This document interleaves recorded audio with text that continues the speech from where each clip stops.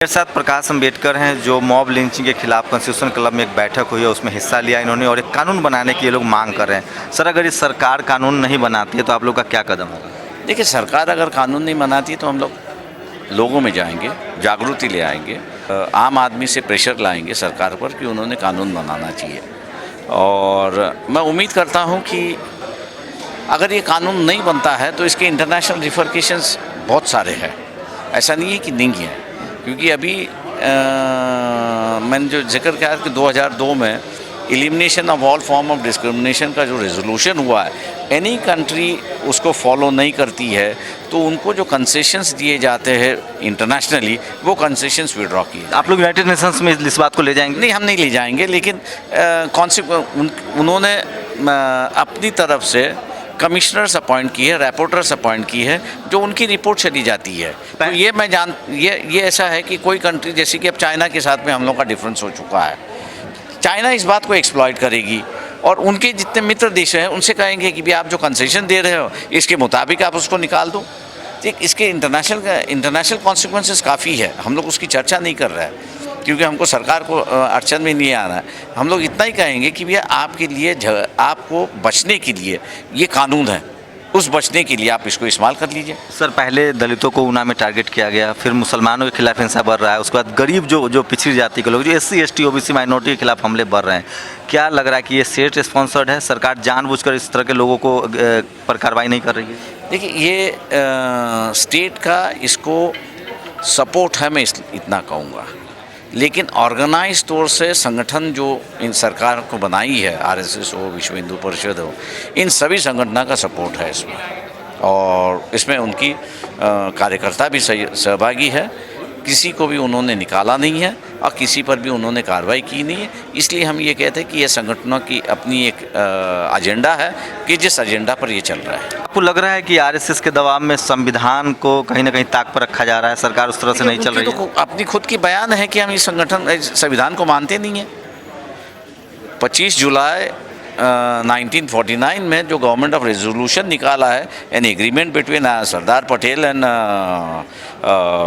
उस वक्त के RSS के प्रमुख जो थे, उनसे ज़बरन ये कहा गया था कि आप संविधान मानोगे, तिरंगा मानोगे, अशोका चक्र मानोगे।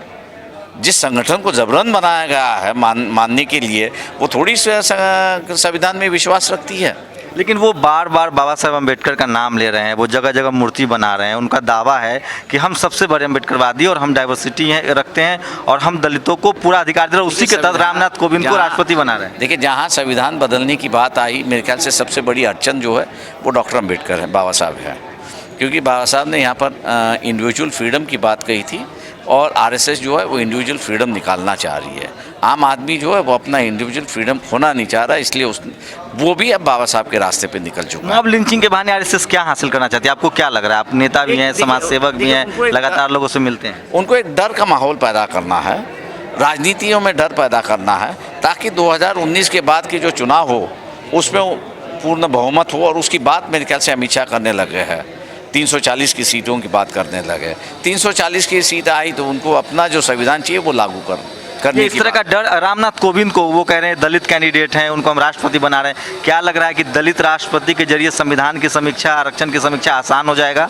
मैं अगर ये कहता कि इनको अगर सही सरी से कि हम संविधान के साथ में अगर करते तो एक retired chief justice supreme court को बनाते तो शायद मेरे ख्याल से ये संविधान बचाने को निकले हैं, ऐसा लोगों का विश्वास होता है। जब उन्होंने गोविंद जैसे व्यक्ति को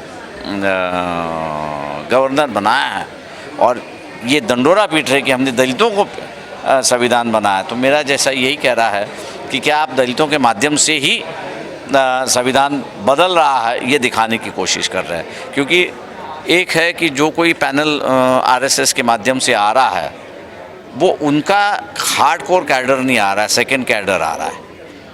1948 की जो रिएक्शन है वो रिएक्शन उनके दिल में भी है और इसलिए उस रिएक्शन से बचने के लिए उन्होंने दूसरों को आगे किया है और उनके माध्यम से हम संविधान बदल रहे करके कह रहे हैं। सर, एक आखिरी सवाल, बहुत वाजिब सवाल लगता है कि क्या लग रहा है कि अब जबकि मेजोरिटी में है, BJP की सरकार है, राष्ट्रपति उनके होंगे जो RSS से निकले हुए हैं, सचमुच संविधान को खतरा है? क्या ये देश इसके लिए तैयार होगा? देखिए, देश तैयार होगा या नहीं है मैं नहीं कह सकता हूँ, लेकिन आरएसएस जरूर बदलेगी, इतना मैं ज़रूर कहूँगा। किस तरह का बदलाव करना चाहेगा, उसकी क्या अवधारणा हो सकती है? हिंदू राष्ट्र? मैं लोगों से ये कहूँगा कि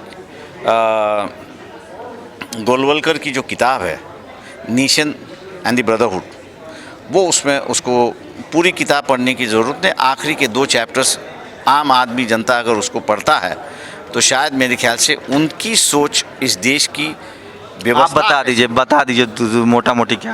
तो मोटा मोटी ये है कि उनका जो है वो मनुवादी जो व्यवस्था है, उस मनुवादी की व्यवस्था की उन्होंने जिक्र किया है और उसमें उन्होंने डिटेल दिया। इसलिए मैं कह रहा आखिरी के 2 चैप्टर जो है वो 2 chapter nation we the nation and nationhood, वो अगर गोलवलकर की किताब है उसको अगर वो पढ़े तो शायद मेरे ख्याल से इनका मकसद जो है वो लोगों के सामने मकसद आएगा। और उस मकसद हासिल करने के लिए ये जो परिस्थिति खड़ी की जा रही है उस 2 चैप्टर्स में उन्होंने पूरी तरह से संक्षिप्त रूप से रखा है। एक आखिरी सवाल सर कि आरएसएस कहती है कि मैं सांस्कृतिक संगठन हूँ, बीजेपी सरकार चला रही, क्या लग रहा है आपको कि आरएसएस बीजेपी आरएसएस और मोदी जी खासकर प्रधानमंत्री, क्योंकि आपकी मैसेज बहुत जरूरी, वो संविधान को बदलने के लिए तैयार हैं, इसके लिए मोदी जी तैयार होंगे?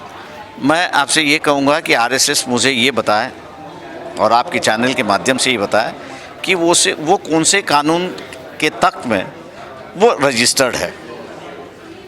कंपनी एक्ट के अंडर वो रजिस्टर्ड है, कोऑपरेटिव एक्ट के अंडर रजिस्टर्ड है, पब्लिक ट्रस्ट एक्ट के अंडर रजिस्टर्ड है, या इंडियन ट्रस्ट एक्ट के अंदर रजिस्टर्ड है, या लेबर कानून के तहत वो रजिस्टर्ड है। आप बिना रजिस्टर्ड तो एग्जिस्टेंस कर ही नहीं सकते हो। तो आरएसएस कौन से कानून के अंदर रजिस्टर्ड है इसकी जानकारी दे। लेकिन जब कोई संगठन किसी एक कानून के तहत रजिस्टर्ड नहीं है, इसका मतलब है वो अपने आप को इस कानून को सबमिट करना नहीं चाहती और इस कानूनी व्यवस्था को मानना नहीं चाहती। लेकिन सर केंद्रीय मंत्री मिल रहे हैं, राष्ट्रपति आरएसएस प्रमुख को बुला रहे हैं, वो समीक्षा बैठक करते हैं सरकार को, तो क्या लग रहा है कि टोटली अनकॉन्स्टिट्यूशनल बॉडी है आरएसएस और वो इस तरह से सरकार में इंटरफेयर करती है? मैंने जैसे कहा कि वो अगर रजिस्टर्ड है तो बताए कौन से कानून के मुताबिक रजिस्टर्ड है, और मंत्री बताए कि अगर अनरजिस्टर्ड संगठन है तो उनके साथ में वो देश की सिक्योरिटी हो या और कुछ बात हो उनसे चर्चा कैसे करती है, ये मंत्री बताएं। तो ये थे प्रकाश अम्बेडकर जो एक खतरा की आशंका जता रहे हैं कि हो सकता है संविधान की समीक्षा हो, और जो सबसे अहम बात ये कह रहे हैं कि आरएसएस जो है उसको कभी संविधान पर भरोसा नहीं रहा है और वो जानबूझकर जो मॉब लिंचिंग हो या संविधान समीक्षा की बात हो उसमें आरएसएस की अहम भूमिका होगी। और एक आशंका जता रहे हैं, खतरा जता रहे हैं कि जिस तरह से दलित राष्ट्रपति के रूप में प्रोजेक्ट किया जा रहा है, उनकी आड़ में उनके कंधे पर बंदूक रखकर जो देश का संविधान है जिसको बाबा साहब अम्बेडकर ने इस देश को दिया है उसमें फेरबदल किया जा सकता है, और उसके इन्होंने खतरे बताए हैं और एक आशंका जताई है कि संविधान की समीक्षा हो सकती है। कैमरामैन तारा दत्त के साथ शंभू कुमार सिंह, नेशनल दस्तक, दिल्ली।